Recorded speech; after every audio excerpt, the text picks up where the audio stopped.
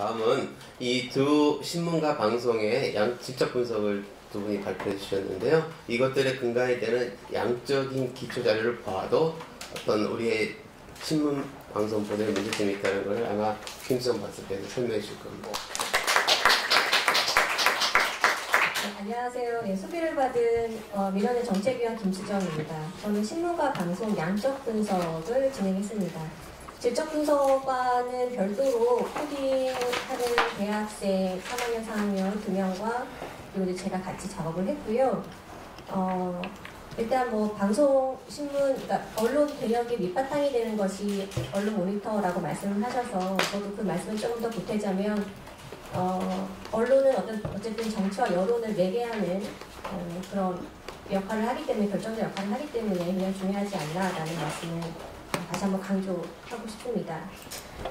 신문과 방송의 그 양적 모니터 결과를 보면 약 2가지 정도의 공통점을 발견할 수가 있습니다. 첫 번째는 이번 선거 보도를 중심적으로 이끌어갔던 매체는 방송 매체였다. 그러니까 과거에는 신문 매체가 선거 보도의 중심축을 이루었다라는 주장이 많았으나 이번 매체별 비교만 보더라도 방송 중심의, 방송 TV 토론회가 있었기 때문이기도 하겠지만 방송 중심의 선거 보도가 좀 이루어지지 않았나라고 볼 수 있었고요. 두 번째는 기존에도 특정 후보를 밀어주는 편파 보도가 선거 보도에서 가장 문제가 있는 문제형 보도라고 지적이 됐었는데, 특히 편파 유불리 보도에서도 다시 한번 언급을 하겠지만 언론사가 지지하고 있는 후보를 유리하게 혹은 긍정적으로 보도하는 비중보다 언론사가 지지하고 있지 않은 후보에 대한 부정적이거나 불리한 보도를 더 많이 하는 경향이 우리 언론에서 부각되어서 두드러지 나타났다라는 것이 공통적인 특성이라고 할 수가 있겠습니다. 양적 분석 코딩은 총 4가지를 중심으로 진행을 했습니다. 첫 번째는 트렌드, 그러니까 보도량의 추이를 먼저 파악을 할 필요가 있다. 전체 선거 보도가 전체 보도량에서 얼마만큼 차지했었나 라는 것을 일단 저희가 분석할 필요가 있다라고 보았고요. 두 번째는 보도의 공정성입니다. 특정 정당을 중심으로 해서 하나의 언론사에서 어떤 정당을 중심으로 많이 보도했는가, 어떤 정당이 가장 많이 등장을 했었는가 빈도를 비교해 보았고요. 보도의 공정성 항목에서 편파 유불리 보도를 기사의 표제를 보고, 헤드라인 기사의 제목을 보고, 방송에서는 리포트의 제목을 보고 판단을 했습니다. 그래서 편파 유불리 분석이 이루어졌습니다. 세 번째는 보도의 유익성입니다. 사실 확인 보도, 시민사회 여론을 소개하는 보도, 정책을 제공하는 보도, 이 3가지가 신문과 방송에서 어떻게 등장했었는가라는 것을 비교를 했고요. 네 번째는 보도의 유해성입니다. 유해성은 그동안 선거 보도에서 많이 여러 번 지적이 되었던 다양한 문제 유형의 보도들이 각 언론사에서 어떻게 등장했었는가를 비교하는 것에 초점을 두고 진행했습니다. 질적 분석과는 달리 양적 분석은 조금 빈도의 차이, 그러니까 그 트렌드를 볼 수가 있고요. 그리고 각 언론사별 차이를 볼 수가 있습니다. 먼저 구체적으로 신문의 양적 분석 최종 평가 보고를 말씀드리도록 하겠습니다. 28쪽이고요. 전체 선거 양적 분석 보고서의 발표는 제가 말씀드린 그 4가지 기준, 그러니까 보도량, 그리고 보도의 공정성, 보도의 유익성, 보도의 유해성, 이 순서대로 말씀을 드리도록 하겠습니다. 먼저 보도량에 관한, 신문 보도의 보도량에 관련한 말씀을 드리겠는데요. 28쪽을 보시면 선거보도 비중이 선거 직전, 그러니까 초반 3월 20일부터는 약 15.8% 정도를 차지했던 선거 관련 보도 비중이 선거 직전 주에는 28.48%까지 증가하는 추세를 보였다라고 말씀드릴 수 있을 것 같습니다. 사회자님께서 초반에 세세한 것까지 연연하지 말고 보도 추이를 보라는 말씀을 해주셨는데요. 1번 밑에 작은 제목 오타가 있습니다. 24.6%가 아니고요. 19.4%를 차지했고, 경향신문이 156건 최다가 아니라 한겨레가 846건으로 최다입니다. 그래서 혹시 여기 오신 분들은 꼭 수정을 해주셨으면 좋겠습니다.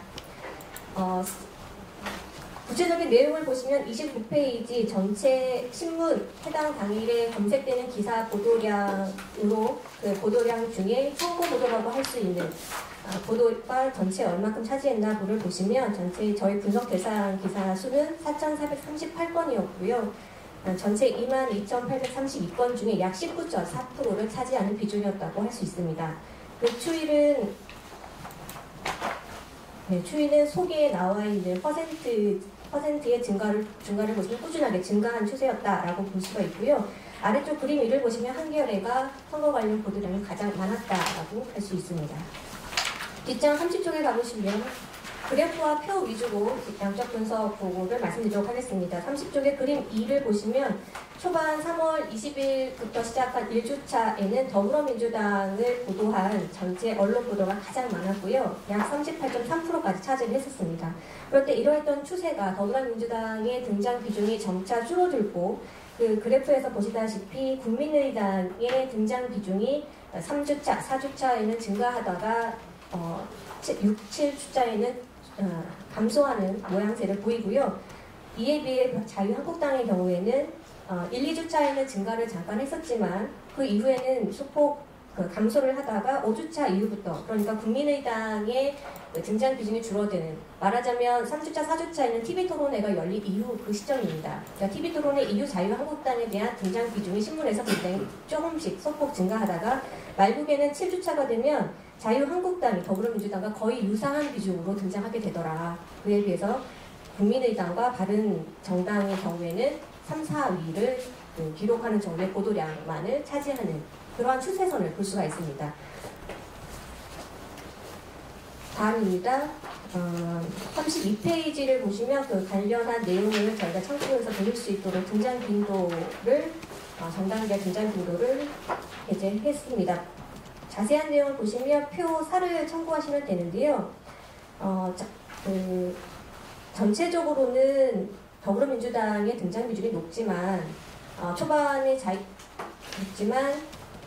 전체적으로는 더불어민주당과 국민의당의 등장 비중이 1, 2순위로 나타나지만 추이선을 보시다시피 마지막 7주차가 되면 국민의당은 3위로 자유한국당이 더불어민주당과 거의 유사한 비중을 차지하더라라는 차이를 볼 수가 있습니다. 33페이지 편파 유불리 보도 내용을 보시겠습니다.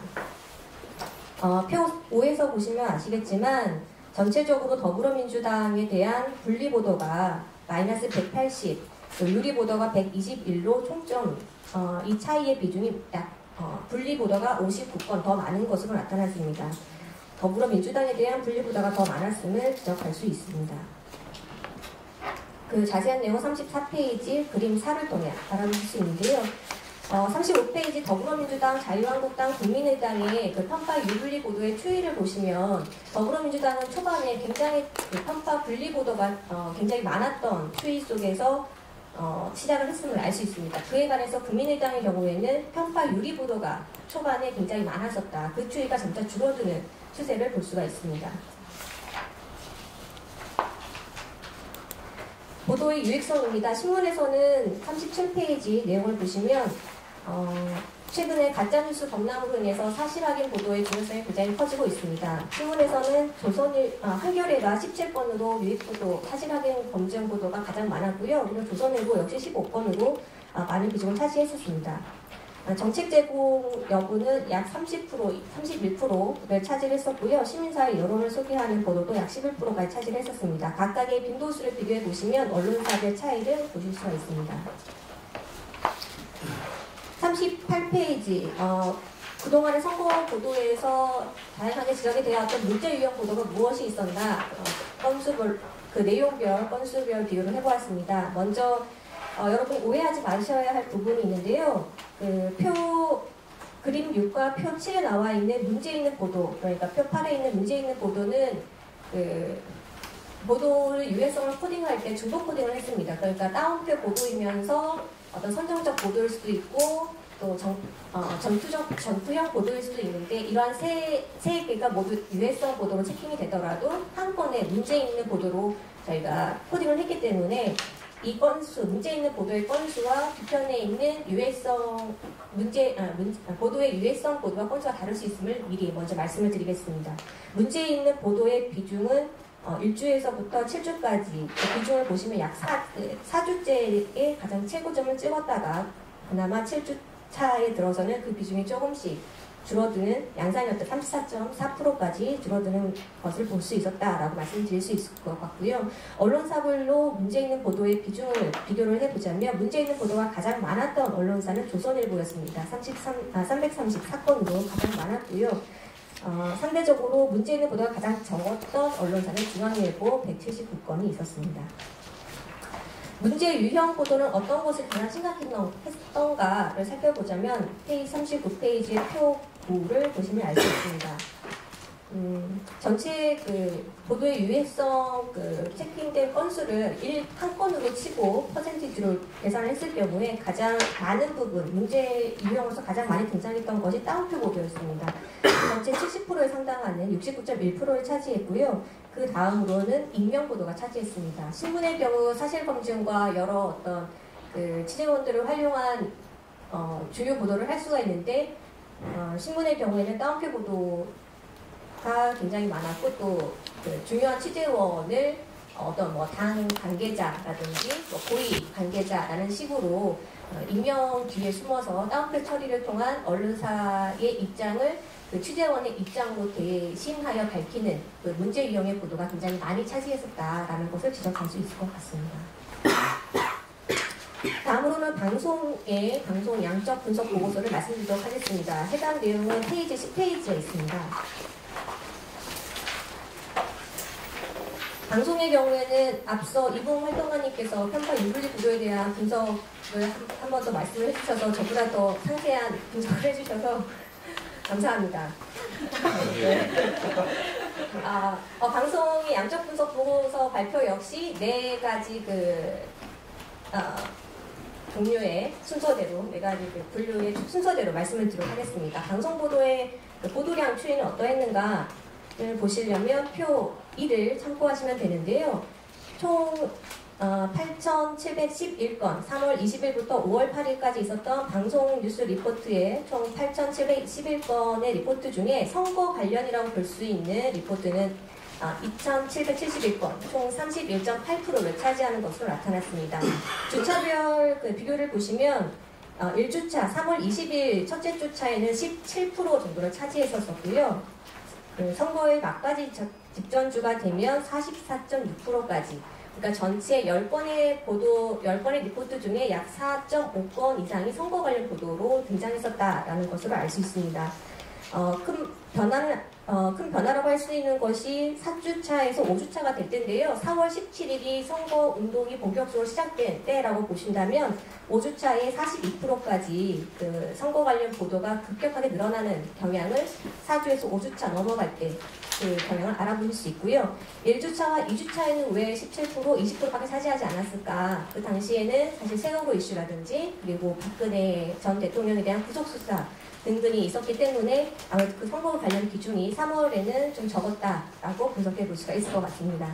매체별로 보도량 차이를 보시면 그림 1에서 보시듯이 TV조선이 가장 많았고요. 네. 그래서 각 언론사별, 각 방송사별 보도량을 비교해 볼 수 있습니다. 12쪽 그림 1을 보시면 전체 보도 리포트 수에서 선거 관련 보도 수는 그 밑에 진하게 표시되어 있는 비중으로 보시면 선거 1 막바지 주차에 선거 관련 비중이 굉장히 늘었다라는 차이를 보실 수가 있습니다. 선거 보도에서 유형별 분석도 했었는데요. JTBC는 대담 인터뷰 보도가 그리고 사실 확인 보도가 가장 많았다라는 것이 특징이라고 할 수 있습니다. 두 번째는 보도의 공정성 부분에서 말씀을 드리겠습니다. 먼저 정당별 등장 비중이 각 매체별로 어떠한 차이를 보였을까라는 것을 살펴보았는데요. 더불어민주당이 여론조사에서도 거의 유력 대선 후보로 언급이 되었었기 때문에 그러한 비중으로 보자면 굉장히 많이 언급되고 1순위로 언급되는 것은 분명합니다. 그래서 전체 26.6%를 차지하는 비중으로 등장을 했었고요. 2순위로는 국민의당 22.8%, 자유한국당이 20.7%를 차지했었던 것으로 나타났습니다. 매체별 정당 등장 비중을 비교할 수 있도록 그림 3에서 제시를 해보았습니다. 그림 4를 보시면 일주 KBS 매체별 그 정당 등장 비중의 그 차이를 보실 수 있도록 저희가 좀 명확하게 표시를 해보았습니다.